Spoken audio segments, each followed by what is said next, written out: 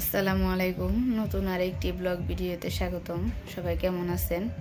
আমি বেশি ভালো নেই। আমার বড় ছেলে ছোট ছেলে দুটোটা ছেলে খুব অসুস্থ, তাই আজকে দুজনকে নিয়ে যাব হসপিটালে ডাক্তারের কাছে। আমাদের এইখান থেকে প্রায় ওই জায়গায় হসপিটালে ডাক্তারের কাছে যাইতে 30-40 মিনিট সময় লাগবে। তা আমি কলাতিয়া যাব ডাক্তারের কাছে, দুটোটা নিয়ে যাব। বড় ছেলে তো বোর্ডিংয়ে রয়েছে, ওখান থেকে নিয়ে যাব। ছোট ছেলে গাছকে বন্ধ দিছি, যাইতে দিইনি। দুজনই খুব অসুস্থ, শারীরিকভাবে হালকা পাতলা অসুস্থ হয়েছে, যেহেতু সিজন পরিবর্তন হয়েছে, ঠান্ডা পড়ছে, অসুস্থ। ডাক্তার দেখাই নিয়ে আসি। তাই সবাই পুরো ভিডিওটি দেখবেন, আশা করি ভালো লাগবে। কারণ আমি প্রত্যেকদিন যাই করি, তাই আপনাদের সাথে শেয়ার করি। আজকে যেহেতু হসপিটালে যাব, ছোট ছোট ক্লিপস নিয়ে রাখবো আপনাদের সাথে শেয়ার করার জন্য। তাই সবাই ভালো থাকবেন আর পুরো ভিডিওটির সাথেই থাকবেন, দেখতে থাকুন, আশা করি ভালো লাগবে। এই তো আমি রেডি হয়ে গেছি, এখন শুধু জুতোটা পরবো আর চলে যাব। আমি সিম্পলের মধ্যে সবসময় সব জুতা পরতে ভালোবাসি। এই যে জুতাগুলি হচ্ছে বাটা জুতার মতো, একদম টেকসই। এখন রেডি হয়েছ? চলো, দেরি হয়ে যাচ্ছে। এখান থেকে একবার ডাইরেক্ট সিএনজি নিব, আর ওই জায়গায় ডাক্তার ঘরের সামনে গিয়ে, হসপিটালের সামনে গিয়ে নামবো। চলো যাই।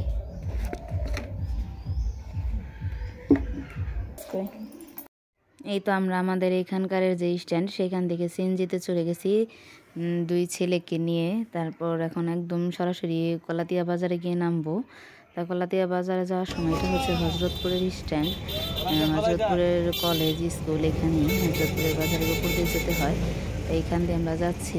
আর এখানে হজরতপুর পার হয়ে গেলে একটা লোহার ব্রিজ আছে, ব্রিজটা কিন্তু এত জাম পড়ে বলার মতো না। যখনই যাইতে সময় আইতে সময় অনেক জামে পড়তে হয়। তো সেখানে গিয়েও আমরা যে জামে পড়ে গেছি, লোহার ব্রিজটা অনেক চাপানো, এর জন্য জামে পড়তে হয়েছে। বড় একটা ট্রাক এসে আটকে গেছে। আজকে সারাদিন অনেক রোদ উঠছে, তারপরও গাড়িতে উঠলে শীত শীত লাগে। এর জন্য আরফানকে আমি যে হুডিটা পরাই নিয়ে আসছি, যাতে বাতাসে বুকে ঠান্ডা লেগে না যায়। আমাদের ডাক্তার দেখানো হয়ে গেছে পরে দুই ভাই আবদার করছে, মা আমরা কাচ্চি বিরিয়ানি খাবো। এর জন্য যে কাচ্চি ঘরে নিয়ে গেছি, সেখানে নিয়ে দুজনকে বসাই দিছি খাওয়ার জন্য। তাই এখানে লোকাল হিসাবে রেস্টুরেন্টটা মোটামুটি ভালোই কাচ্চি দিছে। অত উন্নত মানের না, তারপরও চলে আর কি খাওয়া দাওয়া। তা দুইজন অনেক দিন ধরে শখ করতেছিলাম আমরা কাচ্চি বিরিয়ানি খাবো। ডাক্তার দেখা আসার সময় দুজনকে একদম কাচ্চি বিরিয়ানি ভরপুর খাওয়াই নিয়ে আসছি। এই যে দেখেন, দুইজন মিলে কাচ্চি বিরিয়ানি খাচ্ছিল। আর এত গরম, আমার ছেলেরা হাতই দিতে পারতেছিল না, খাইতেই পারতেছিল না। আর বাচ্চাদের আবদার শখ করছে, তা খাওয়াতে তো হবেই। ওইখান থেকে খাওয়ায় তারপর বাড়িতে চলে আসছি আমরা।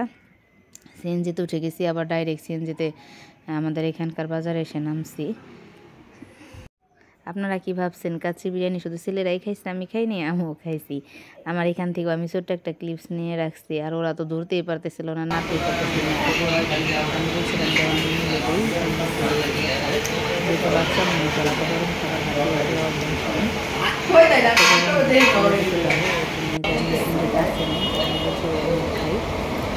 তাড়াতাড়ি খাওয়া শেষ করো, যত তাড়াতাড়ি বাড়িতে চলে যাই।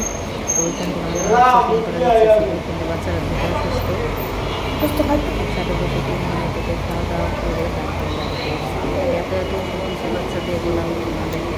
এই যে গাড়িতে উঠে 2 ব্যাগ ভর্তি ওষুধ দিচ্ছে বাচ্চাদের জন্য। আসলে আমার দুটোটা ছেলে খুব অসুস্থ, সবাই দোয়া করবেন ছেলে যাতে তাড়াতাড়ি সুস্থ হয়ে যায়। আর এই ভিডিওটা 2-3 দিন আগের করা, এখন আলহামদুলিল্লাহ ওই ওষুধ খাওয়ার পর থেকে অনেকটাই ভালো আছে। আমরা এখান থেকে কলাতিয়া বাজার থেকে গাড়িতে উঠে একদম বাড়িতে চলে আসার সময় যে রুটি নিয়ে আসছি কলাদা খাওয়ার জন্য, যেমন শাশুড়ি যে কলাদায় গেছে। আর এই যে দেন বস্তা ভর্তি ওষুধ, এই এক বস্তা, এই এক বস্তা। আর একটা ফুলকপি আনছি, এই যে 2 প্যাকেট আটা আনছি সকালে নাস্তা বানানোর জন্য। কলাদা রুটি দেখাবো বলে শফিকুল আর আরফান খাও। এই যে আরফান আর শফিকুল কলা রুটি খেতেছে, একদম অরিজিনাল কলা, একদম ফরমালিন মেডিসিন সব ছাড়া আমাদের গাছের কলা। আজকে আবার বাইরের চুলে রান্না করতেছি, ভাত হয়ে গেছে। আর তরকারি চুলে দিচ্ছি এগুলি সরপটি মাছ ভাজতেছি। আর এই যে আমার গাছের লাউ শাক কাটছি, লাউ শাক রান্না করব। ওই জাংলা থেকে লাউ শাক কেটে নিয়ে আসছি।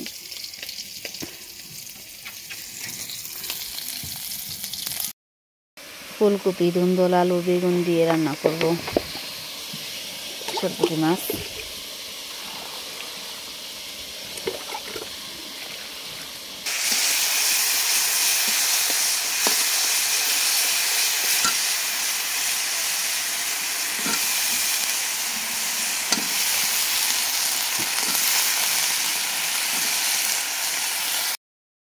ফুলকপির তরকারি আর মাছের তরকারি প্রায় হয়ে আসতেছে। এখন আমি ধনিয়া পাতা দিয়ে দিই তরকারিতে।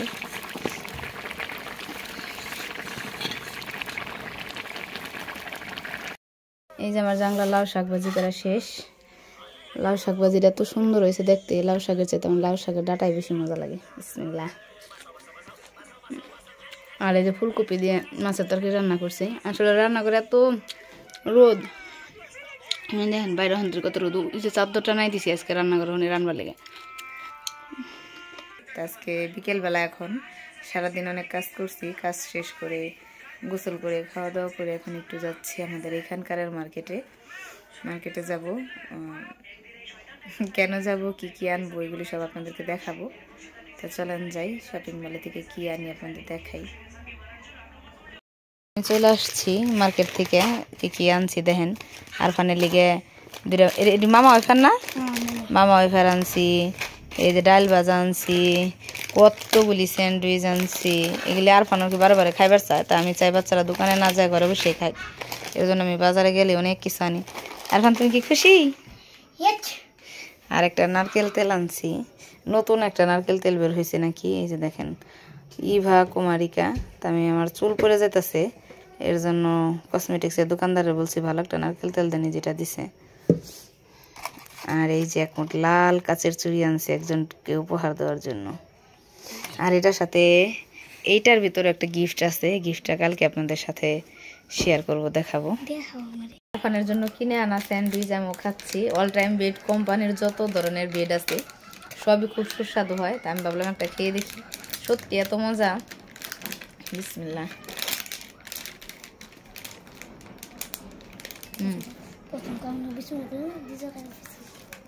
অসম্ভব স্বাদের মজা। যার ফানো খাই।